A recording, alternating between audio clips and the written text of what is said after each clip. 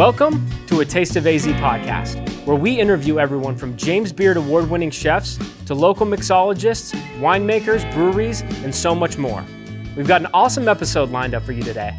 But before we get into that, head to atasteofaz.com so you can subscribe to our quarterly magazine and email newsletter to find all of the best places to eat and drink around town. Don't forget to follow us on social media. Now let's get into the episode. All right, so we're here at Desert Ridge. I personally love this place because I live like 20 minutes that way. Okay. So we bring our daughters here, right? My one daughter, they're complete opposites, right? One loves going to Barnes and Noble and like Journeys. The other one wants to go to like makeup places and stuff like that. How old are your daughters? 10 and 12. 10 and 12. Yeah. A little past the splash pad days, but Yeah. We came here a little bit when there was a splash pad going on. I love it up here, man. Like there's something for everybody. Are you from here? No, I'm from Ohio. Ohio? Originally, yeah. All right. Yeah.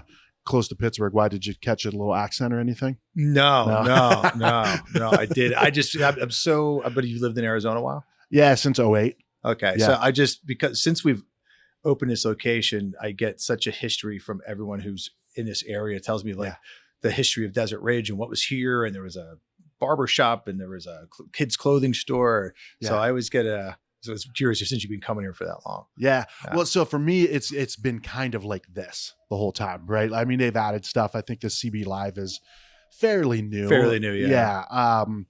But so it's changed a little bit, but the whole space, like the footprint has pretty much been here. So yeah, I've talked to people. They're like, oh yeah, dude, I used to ride my dirt bike up in that area. I've heard that. I heard that. Yeah. That was what we did an episode with Christopher Gross of Wrigley. You know, Christopher's at Wrigley, like dude's a legend, right? He's cooked with, Julia Childs and stuff like that. Wow. And to hear him tell stories of like, yeah, he's like, where do you live? I'm like, oh, I'm North Phoenix. He's like, dude, I used to ride my dirt bike up there. So to hear this like, otherworldly chef kind of talk about being a kid and riding dirt bikes, it was just kind of cool. Yeah. But Phoenix is just such a interesting city too, because I grew up in Ohio and you had natural barriers, you had streams and rivers and mountains and forest.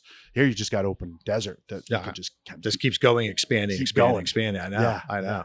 Yeah. So, I'm originally I grew up in New York and New Jersey. So much there, but I was born in Ohio. Oh, ironically. really? That's why I said Ohio. Where at? A town called Fremont. Okay. I don't know it because I was only there for a short period of time. Yeah. Moved back to New York, but same thing, except for streams and valleys and other things. We had certain neighborhoods you couldn't go into. Like, all right, you're in Brooklyn, you can't go past this street. If you did, somebody's going to give you a whack. But no, it's beautiful here. It really is. I left New York in 2000. I left the city in 2000. I moved to Los Angeles. Okay. Dang, that's a long journey. It was a long journey, and. But I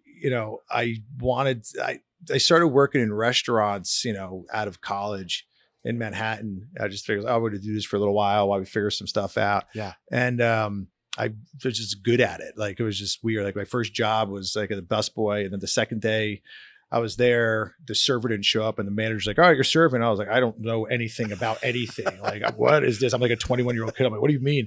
And the menu was like an Italian restaurant, except it was owned by a Portuguese guy. So it wasn't even in Portuguese. It wasn't even in Italian. Like, it was a made up language. Yeah. So I was like, how am I going to even know what these things are? And I got through it, and it was a rough day, but the Upper East Side of Manhattan, you don't want to, people don't want to, they don't have no patience. They're not like, oh, you're new. Oh, they're like, no, they don't care. They'll throw you to the wolves. They'll throw you to the wolves. Hell out of here, dude. And then from there, I got a job working for a guy named Randy Gerber at the whiskey bars. Randy Gerber is married to Cindy Crawford. He started Casamigos Tequila. It's Clooney, blah, blah, blah. His history, he was doing commercial real estate with his brother. And Ian Schrager, who was one of the owners of Studio 54, he started boutique hotels, the first boutique hotel. Okay. But he couldn't own a liquor license because of Studio 54. Yeah. So Randy and his brother were working something to do with the commercial real estate. And he said, hey, Randy, why don't you, you're a popular guy. Why don't you open this bar? He went on to become the biggest bar guy. So like the first W hotel we opened up, put a whiskey bar in there. So I started working for him in the mid late 90s, and we had opened up a couple of bars, and I was doing the door, and then I started doing bartending. And then I got really, good friends with his director of operations and people in the company, because they were so small at the time. Yeah. And that's when I really got my zest for wanting to do this business. Okay. Because it was, I just saw a way like, oh, wow, like you can do pretty well in this, and you're not against the, you're not. I watched my mother drive 2 hours each way, commuting for a corporate job. Yeah. As a single mother, and I was like, I ain't doing that. Yeah. So this was sort of a way, but I moved to Los Angeles because I didn't come from anything in New York City, and I'd been to LA a couple of times because he had bars in Los Angeles. Randy did. Yeah. So I've been out there, and I was like, and as far as growing up on the East Coast, the West is the best. Me and my friends in Hell's Kitchen used to sit up and drinking 40s on the roof. We'd be like, oh, let's go out to LA. Let's go out to LA. And I'm like, well, I'm going. And they're like, oh yeah, we'll go. And I'm like, no, I'm literally going. Yeah. And they were like, oh, well, we can't do that. I'm like, all right, well, I'll see you guys. And I packed up. My buddy from growing up, we packed up. His mom gave us her car. We packed it up. We had a big travel Scrabble thing in the back that melted. So we stopped here in Phoenix on our way out. Okay. There's a friend of mine from New York, brother was starting at ASU, and it was my first taste, and it was late August because it was starting at ASU. Yeah. And we had this big travel Scrabble set in the back in the car that we traveled all the way across the country with, and it melted here. Yeah. And once I came out and I saw that thing melted, I was like, this is definitely a place I got to move to one day. Yeah. Wow. See, that would normally Because, do the opposite. No, that's what I'm being totally facetious. I'm like, Jesus Christ, it's hot. It's hot here. Whoa. But then I went to Los Angeles, and when I first moved there, no one would hire me because I wasn't a beautiful blonde, right? I wasn't a female. I wasn't a beautiful blonde. Yeah. And they're like, oh, you don't have LA experience. I'm like, LA experience? Like, this is like a cow town. What do you mean? I come from New York City. Yeah. So eventually I got a job, and then I ended up running a place and running another place, and met some people, and I was able to open my first bar in Hollywood in 2003. Okay. So I moved there in 2000. So I moved pretty quick. Yeah. The places I was running in LA prior to opening my first bar were very sort of, super exclusive for the rich and famous, big celebrity driven type of places. Yeah. So, and my experience working for Randy, like there was a certain, it was a very nice place. Yeah. So I took what I learned and what I did at these super exclusive places, creating these private clubs for the playground for the rich and famous. Yeah. And I was like, I'm going to apply this to instead of like, oh, you have to be cool to come in. Like, no, I want everyone to feel cool when they come in. So I opened up this little rock and roll bar. We took this dive. It was called, it used to be called the snow room. Or no, I'm sorry, the ski room. And you can imagine why, right? Yeah. And in LA, I don't believe it. Right. Yeah. On Sunset Boulevard in Hollywood. No way. So, and then it went through a couple of transformations. But we took this place over. We turned this really cruddy dive bar into a place to be. Yeah. And we still had, a huge celebrity following, but it wasn't just for celebrities. Everyone could come in. Yeah. And then from there, I opened up a restaurant up on Sunset and Vine called Magnolia in 2005, which was a huge, huge success. Okay. And then from there, I went and opened another restaurant, another bar, eventually took over a group I knew out of New York, a hotel group they used to have the Thompson Hotels. Now they're called the 60 Hotels. They opened up originally in Beverly Hills with a Japanese concept from New York City called Bond Street. Bond Street didn't work in LA. They contacted me. I went and put a French American restaurant in this place. That was in 2011. It was during that time I was consulting with a pretty big name chef from New York. And, we were talking about different ideas, what we could do at the hotel. And what came up, he's like, why don't you, do Marino's Italian Kitchen? Your last name is perfect for an Italian, for a restaurant. Yeah. I go, well, thanks, John, but that's not really, I don't want my name to be on a restaurant. And I don't really have any interest of opening an Italian restaurant. Like, who am I to open an Italian restaurant in the middle of Beverly Hills around some of the biggest names in, Italian cooking and around. So, but the concept sort of formed there. We were already too far down the road of doing this French American concept anyway. Okay. The plans were already submitted. The construction crews, everything was ordered. We were bulldozers building. were rolling. We were building this really cool French American restaurant. So, but since 2011, really, this has been in the back of my head. I met my now wife, in 2011, around the same time I was opening that restaurant. In LA. Then Los Angeles. Yeah, she's from Pasadena. We're actually a small town outside Pasadena. Okay. Called Sierra Madre. But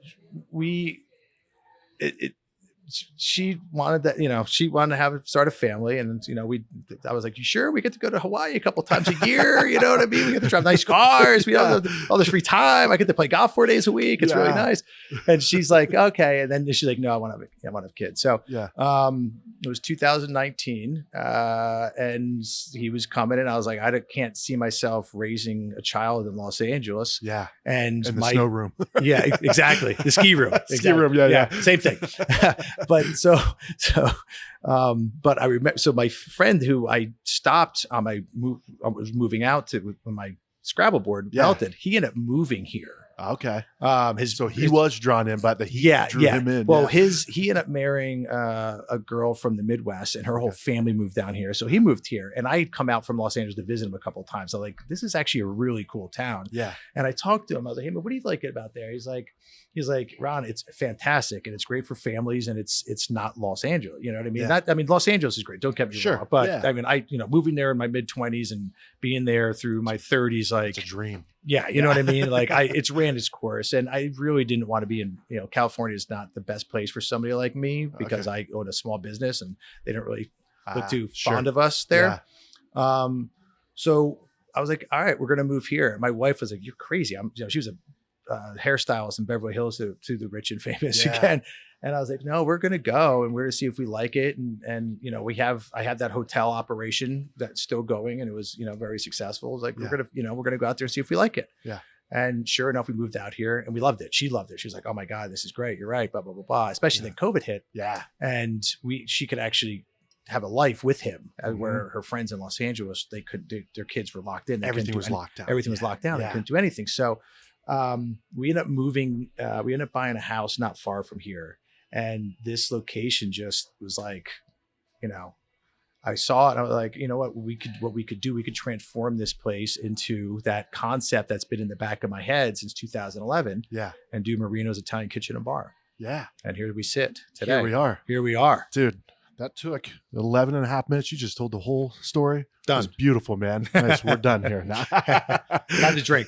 Yeah. So that's an incredible journey too, because, you went from two of really like the food meccas of the country, right? That had to have been, how different is it opening a restaurant in LA compared to New York? Just the clientele, like the culture. Right? Well, that's that's the thing about, New York sort of sets tones. Los Angeles kind of follows those things, but also kind of does things their own way. Like a lot of people think like, oh, well, we're really successful in New York, we're going to go take over LA. It doesn't work that way. Sure. Yeah. New York, obviously New York is referred to as like the capital of the world, right? You have so many different cultures meshing there. Yeah. Los Angeles, I refer to Chicago as like the American city, because it's a combination of people from all over the country, this country that are there. You don't have as many, you're not going to walk down every street and hear 45 different languages. Okay. Gotcha. Yeah. LA is not a city. LA is a spread out area of just a bunch of towns, not dissimilar from here. Sure. Interesting. I mean? Yeah. So you have these different areas, these different pockets.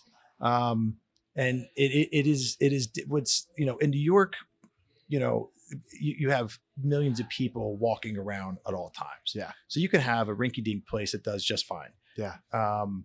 In Los Angeles, if you want to have something, like, people have to get in their car and drive.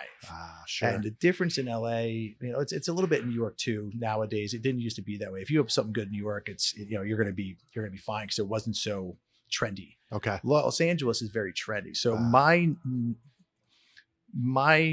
where I tried to find was like, I'm not opening up a place to be hot for 2-3 years. I was trying to open places that were going to be around for a while, and I was successful doing that. Yeah.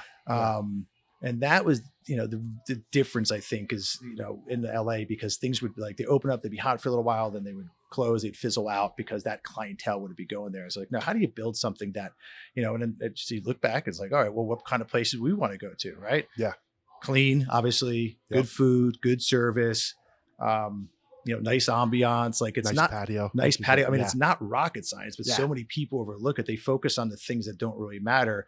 And at the end of the day, what truly matters is the people. If you invest time, with the staff. And, maybe because of my background, starting off as a busboy and working my way up, I worked every single position in this industry over the last almost 30 years. Yeah. Wow.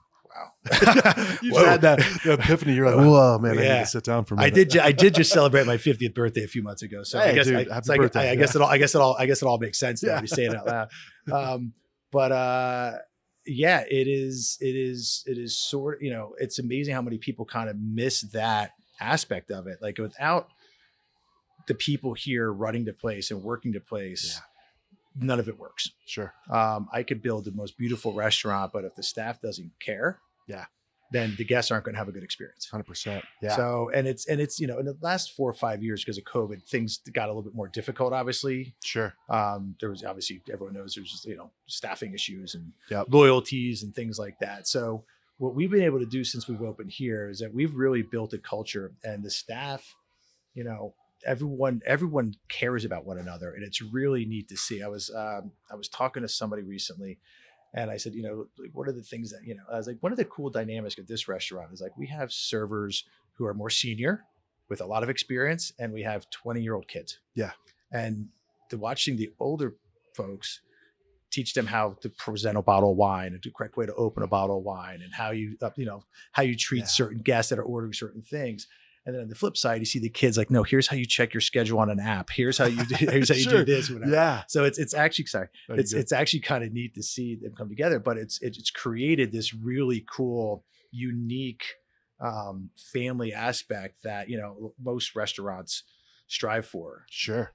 Somebody actually asked me recently, it was like, well, what makes your restaurant unique? And I said, I don't know what makes anything unique, because I would imagine that anyone who's starting any business, whether it's a restaurant, a nail salon, a landscaping business, we're all trying to do the same thing, right? Yeah. We're trying to have a successful business. We want a happy staff, happy clients, so we can provide a living for our family. Yeah. So what makes it unique? I mean, but what makes places special, I think, is when you're able to make that connection. You have good food, you have a nice ambiance, but again, it boils down to the people who are here. Yeah. Greeting people, making drinks, serving, making the food, prepping the food. It's a village. Yeah, for sure. Well, and we just did a podcast with, I don't know if you've been to Aftermath. Aftermath on I have a 5-year-old. I don't go anywhere. Yeah, that's right. Yeah. Hey, there's hope, man. There's hope. My girls are 10 and 12. We're starting to be able to go places again. Yeah, you get to go to Desert Ridge. I'm here every day already. So. Exactly. That's the payoff. That's the trade-off, right? I'm like, all right, I get to go here and have some good food. You guys get to go to, to H&M and stuff like that. But Aftermath, a pretty cool spot. They have a place called Born and Bred too. So they have like 2 locations of that. But anyways, did a podcast with them. Same exact thing. They said that they said it's about their people. It's the staff. It's the people that they've, and these guys have been part of the industry here in the Valley for a long time. They kind of started at Zinc Bistro with Matt Carter and all that. Yeah. I've heard of that before. Yeah. So like that was kind of like one of the starting points for so many great chefs in the Valley. Yeah. So they were like, that's what we learned there, was like the importance of your people and your staff. And they said the same thing, is like, there's not a huge range of like, oh, what makes you special? Oh, well, we do this. We set this thing on fire and put, this goes down the slide into your mouth. Yeah. What is that? Yeah. You order a bottle of wine or somebody swinging over your head, right? Exactly. And no, thanks. Yeah. But what they said was like, it's execution. It's like a quality product. It's a quality ingredients that go into making this quality dish. And then you've got the people that know how to provide great service, because otherwise without them, like, you got nothing. Yeah. We got nothing. Yeah. And it's also, consistent. I think what he was alluding to as well, it's about consistency. Mm-hmm. Consistency for the staff, that they walk in and they know they're going to have everything they need. Yep. Everything's going to be where it, like if you closed, last night and, I open the next day and I come in and look for what I need and it's not there, it's very frustrating. For right? sure. So if you have systems in place to make it consistent for your staff, and the kitchen has, systems in place that keep making the things are prepped consistently, and this is consistent. Yeah. Then it's gonna be consistent to the guest, and the guests, like when we go out, like I don't know about you, like I don't want to. I'm adventurous, like with a lot of things or whatever, but if I go into a restaurant, I want to know I'm going to be able to get served good food. I don't want to be paying. Oh well, we're going to order. Maybe we're going to get something. You want to know that you're going to be getting. That you're able to get served and it's going to be good, and the consistency, you all go to restaurants that might not be fantastic, but they're busy and they work, right? Yeah. Because we know what we're going to get. For sure. And then there's restaurants that are super fancy and super expensive, and they're not around a long time, and they're they're reinventing the wheel. Yep. So the balance that we're trying to find here is to give people that consistency and give them the kind of things that we know that are very popular. Yeah. And then, once you get people's trust, and you could start tapping into that imagination. Yeah. And we have a very talented chef here. He's a local guy. He got the cooking bug. He was working, I think, the counter at some place in like 2016 or 2017 or something. And they needed somebody in the kitchen. So I threw him back there. So he ended up working in the kitchen a little bit, and he was like, oh, I kind of like this. Yeah. And instead of just kind of like working there and doing nothing, he decided to move to New York, and he attended the International Culinary Center. Okay. And he was there, and then he graduated from there, and then they have a sister program in Italy. Then he went to Italy to their culinary school there. Yeah. And then he worked his way through Italy, went back to Manhattan, worked at some big time restaurants, really, really good spots. He's worked, I think, for 2 Michelin star chefs. Nice. James Beard Award winner. And he ended up saying, him and his girlfriend said, I want to go back home. And I literally put an ad out. I was like, I need a cook. You know what I mean? 'Cause it's very tough to try to find. And he answered the ad, and then we got to talking, and, now he's my head chef, and the food couldn't be any better. We're actually in the middle of making some updates and fall, changes for the fall menu. Yeah. And, that's the cool thing about working with a young chef again, is like, hey, because I've worked with all kinds of, I remember I started so long ago, like I had to go through the trend where everyone with tattoos and a beard thought they were a chef. You know what I mean? It's like the TV shows, like, just kind of turned it outside its head. I'm like, all right, slow down, Tiger. Like, that's going to work at a 10-seat restaurant. You know what I mean? Everyone's got to be willing to, like, what these guys think they're going to be able to do. Yeah. But, by creating the consistency and giving people like just the nostalgic dishes that they're want to expect to go into an Italian restaurant, and then you could start once you get their trust, like I said, you can start stretching the imagination, and we can start doing more interesting things on the menu. Yeah. But you have to hit people where it's like politics. You hear like you have to talk to people where they are. You have to feed people where they are. Sure. Right. Yeah. Like oh, I want to do this, but I go but people don't want to eat that. Yeah. You know what I mean? Yeah. Now, if you make that really good, what they do want to eat, they might say, oh, well, you know what, this guy's great, I'll try that. Or this guy or girl, I'll try that. I'll try that. And that's what we're going through right now. It's a lot of fun. So we have some good stuff coming up. That's interesting you say that about the chefs like that too, because you get that sometimes where it's like, oh man, I'm gonna make what I want if they like it. Coming from craft beer, you had that a lot with brewers. Like, dude, I'm gonna make what I like to drink, and people like it, they like it. Yeah. And it's like, well, dude, nobody's in here. You should probably make what people like. Yeah.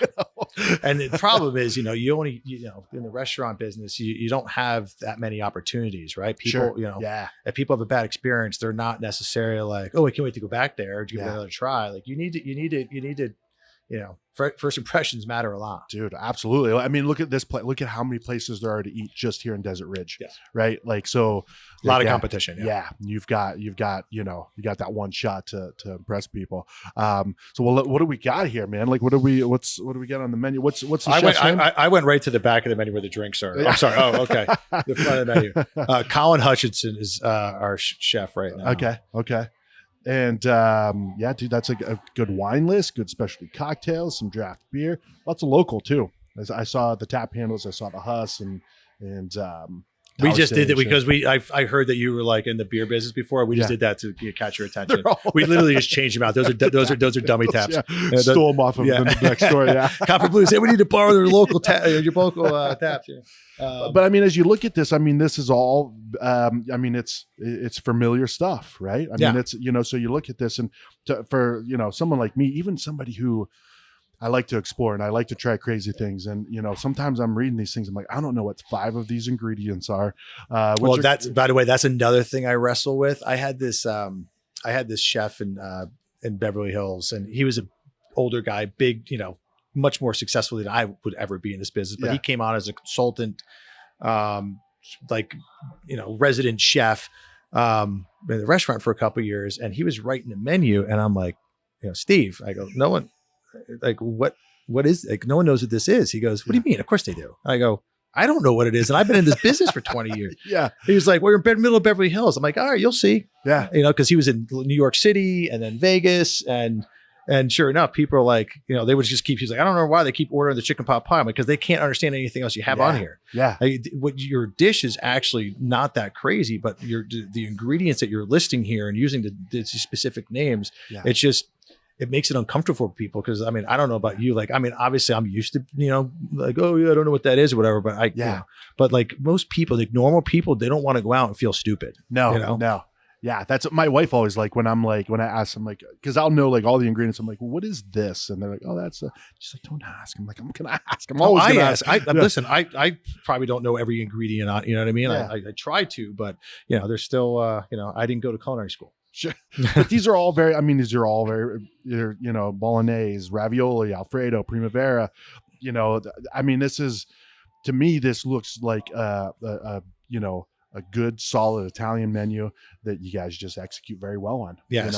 I mean, if you start up top, right? Like, a lot of places do like house baked focaccia, whatever. We're like, well, our idea is like, all right, if we're going to do that, let's make it a little bit different, right? So we stuff ours with garlic and cheese. Oh, stuffed? Yeah, stuffed. Nice, so it's baked that way. Yeah. So it's not like some people like to put the garlic on the top or they melt the cheese on top. No, we bake ours with the cheese and garlic in there. That. Yeah. It is dynamite. I'm in on that one. But then like our Alfredo, like a lot of places have Alfredos, but he's making our Alfredo like it is perfect. Yeah. Like I never really ate Alfredo, but now I'm like, like, Ron's packing on some pounds. Packing on some pounds. I'm like, geez, this Alfredo's dynamite. The bolognese, when he did this bolognese, my wife, who's a huge meat sauce fan, when she came in and tried it. She dropped the fork. She goes, "Oh my God, thank you." Yeah. Because there's this restaurant, old school, been around in Beverly Hills for 100 years called La Scala. And they have like just unbelievable bolognese. I mean, it's been, stood the test of time. She's like, this is as good, if not better. Wow, so that's, you can have these things, like you said, that are familiar, but if you make them great and you take the time, you're using good ingredients. Cause that's the thing with Italian food. That's what's so cool about Italian food. It's about the ingredients and it's about the technique. Yeah. People try to overcomplicate things sometimes. And it's like, you know what, man, if you just use really good ingredients, you know what you're doing, you're going to get a really good result. Yeah.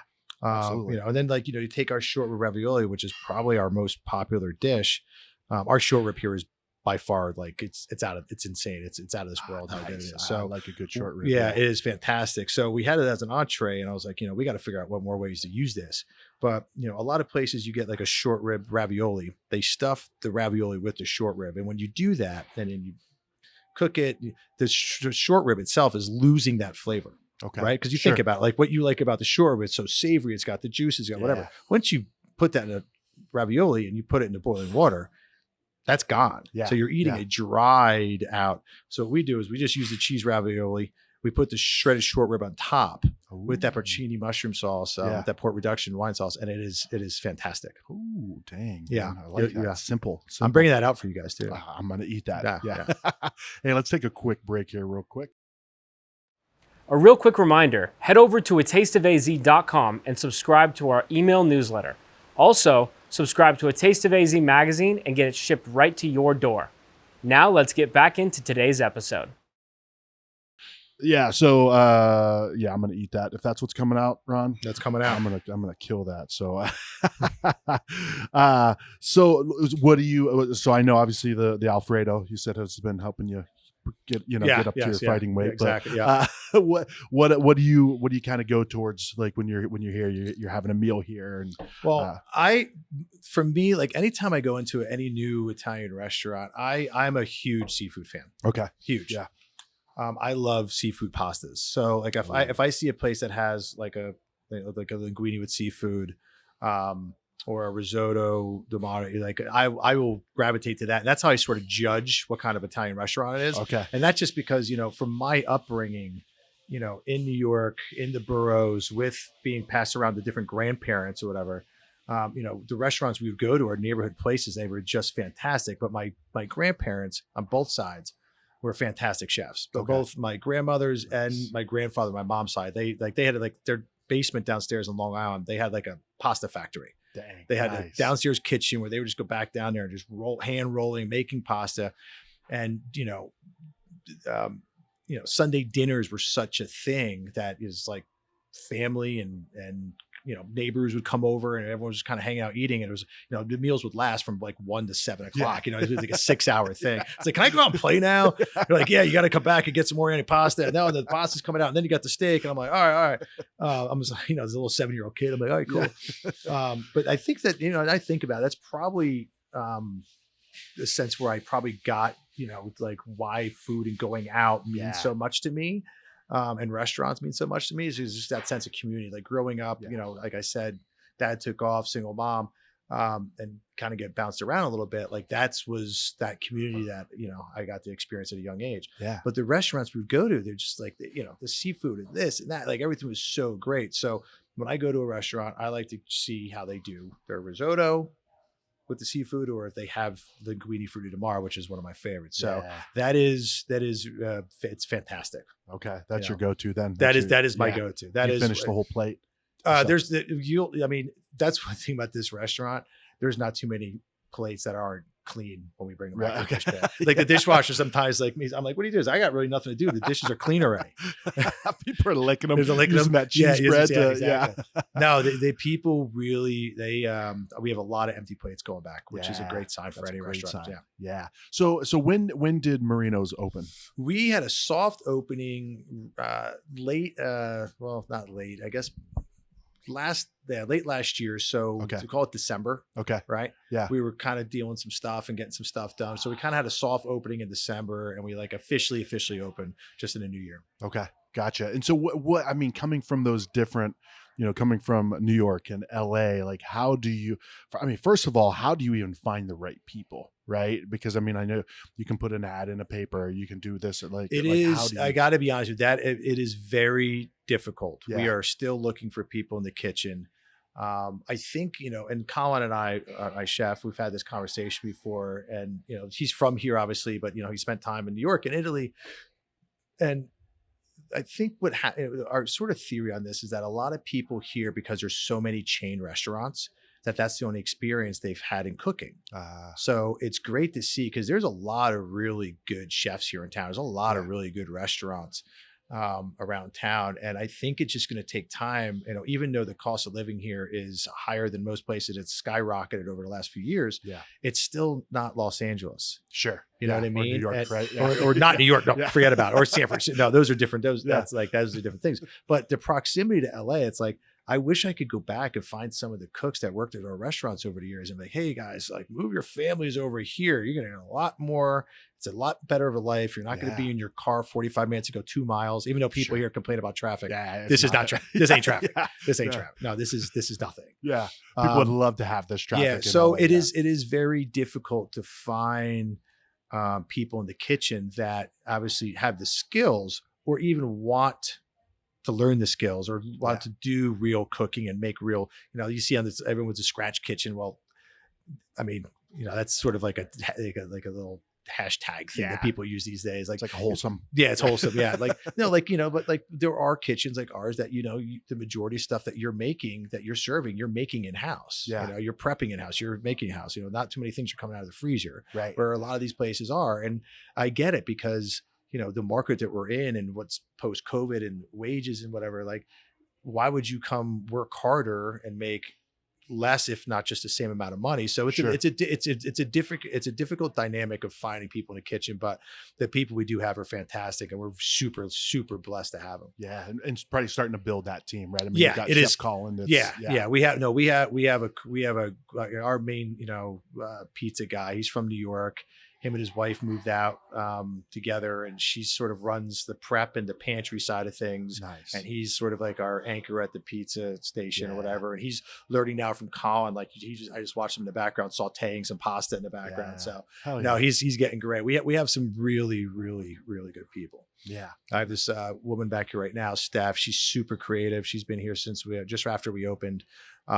She's, and that's another thing about this restaurant. Everyone's involved. Yeah. Like if somebody has an idea, it's not like me just walking around, oh, this is what we're going to do. Like people are like, hey, Ron, what if we did this? I'm like, I love that. Actually, the stuffed bread was her idea. Oh, nice. Yeah. She's the one who first did that. She's like, I don't know if we did this. And I was like, that is a fantastic, that's a fantastic idea. So what's I guess let me ask you this. So coming from, because my only really experience in like the food industry is my grandmother had a restaurant growing up. So, I just kind of messed around in the back in the kitchen, catching paper on fire and shit like that and getting kicked out. Right. But my only experience in the actual industry is out here. So how does like the diner compare to, LA and New York? Like, is it like a breath of fresh air of the type of clientele you get here? That's a difficult question. Yeah. that's a loaded question. I tell you this much, it's like in New York, people they want it now. They want it right. Yeah. If you can't do that, get out. Yeah, because they can get exactly. They could go next door. Yeah, they could get it next door. Yeah. Los Angeles is a lot more laid back. Like, it's just a little bit more. Well, it's a lot more laid back than New York is. People still demand. They still want their stuff, but it's not as the pace of things is a little bit less intense than say Gotcha. New York. Like when I was like working on the Upper East Side as a waiter, it was like like people like they would have appetizers, dinner, a bottle of wine, dessert. If they weren't out in 35 minutes, like I wasn't getting a tip. Yeah. I was like, what? They're just quick. People in the back there's throwing stuff and whatever. But LA's a little bit more relaxed. Here it's interesting because I've actually had this conversation with my old director of operations in Los Angeles. The people here are a lot more informed. Okay. They have a lot more to say about and more opinions. Where in Los Angeles, you deal with, like, say we have this beautiful menu, right? Yeah. If you have a cool place, but there's like some of the people there, they don't care what's on the menu. They're just going to walk in and be like, oh, so can I get a salmon and can I get some steamed rice and some sauteed spinach? And they're like, yeah, man, this is a bar. Like we don't even have any food. They don't even look at the menu. People are just sort of entitled. They want what they want. This is LA. This is Los Angeles. Yeah. So you had that aspect where people were just completely not even like they disregard the menu and just make up their own. Like, why don't you stay home and eat and save yourself the $50? Yeah. But here I would say the diners are definitely more informed. They have a little bit more like it's interesting. Like if something's wrong, you're going to hear about it. Okay. And this restaurant in particular, I still, my wife, I say this to her all the time. I can't believe that this restaurant, more people have gone up and sought me out. There's like, oh, the owner's here. And sought me out to tell me how great of an experience they had. Nice. How great the food was, how great this was. And on the flip side, to tell me, hey, this is good, but you need to do this better. So it's an interesting dynamic where, I think Phoenix, people kind of have a Phoenix Scottsdale area. They kind of have this, or at least outside of this, state, have this, idea that people here, are just, a little hillbilly. They don't really care, whatever. Like, no, like, this is like people are into, and they, I would say they're more informed than some of the other places, I mean, New York people know what's going on, but, but LA definitely is a little more like loosey goosey. Here, people like, I think it's in between. It's obviously more laid back than New York, but people here have definitely expectations. Yeah. And they should, it's just, like it's definitely more family oriented, right? So people are like with their kids and they're like, hey man, like let's get this right. Yeah. You guys just burned my kid's burger. Yeah. Like, let's go. We go to this place and they always bring it out in this and they have the French fry, Yeah. I'm sure you get that a lot. No, exactly. Like, well, we go to this place and they do it this way. Why don't you do that? Listen, that is, well, they do this here. Well, we're not there, Yeah, dude, you have to have thick skin and you have to have patience to. You have to have a sense of Whoa! Somebody asked me. I've been asked many times, how'd you get in this business? And I said, I blame it on concussions playing contact sports growing up. Sure. Nobody willing. Yeah, no willy. Like it was like, oh, like I always feel like, oh, I want to open a bar or restaurant. Like, what's wrong with you? What happened? No, it is, you have to definitely have a sense of humor. Like I have some young people who work for me and, they read the reviews, they go on Yelp or they go on Google and they get so bummed when people write a negative review.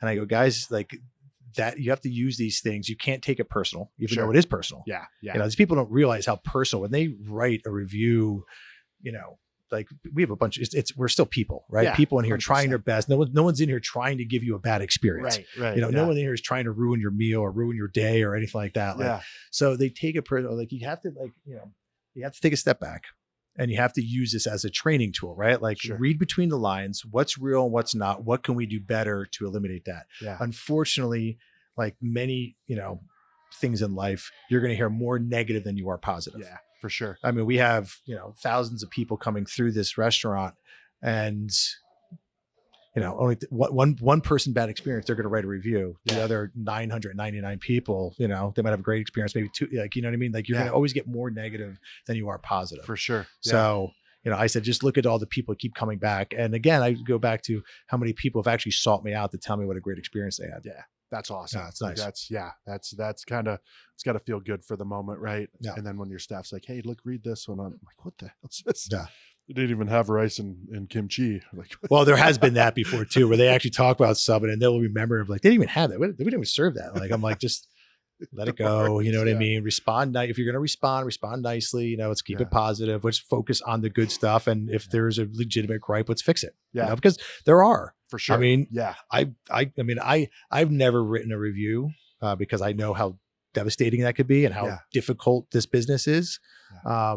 But I mean, I go out all the time, and have things that aren't messed up, and I'm obviously more hyper sensitive to what's going on. So I'll give people a little bit more leeway. Yeah. And I'll also be like, well, they should have really done that better. Yeah. But I know how difficult it is, because again, we're all people. Like, whether the server, we don't know if she got, if you're sitting at a table, you don't know if your server got in a car accident on her way into work. You know what I mean? Her car's got told, like, you don't know, you know what I mean? So it's like, it would be nice. That's one thing I was kind of bummed coming out of COVID. People tolerance for patience was just not there. And I thought people might come out like a little bit more understanding of especially what this industry, I mean, a lot of people got messed up, but this industry got devastated. Yeah. And the tolerance was just not there. Yeah. You know what I mean? And it's like, it got worse. It got worse. Yeah. That's one thing. Like when I first moved here, we were like, oh my God, this is great. You're driving down the road. Everyone's waving to you. Yeah. Now I feel like sometimes I'm in Los Angeles. Like people, I wave to somebody, like they cut me off. They give me the finger. I'm like, whoa, what happened? Just a few short years ago, everyone was, it was Pleasantville. Yeah. Interesting. Well, I think you're bringing some of that Pleasantville back, right? Like it's just putting people's smile on people's faces. And that's what this is about. I mean, people, listen, people come out, they want to have a good time, right? They want to be fed. They want to have a good time. They want to be in a nice place. And, thankfully we're able to do that here. Yeah. I love it, man. I love it. Wow. I'm excited to try some of this food.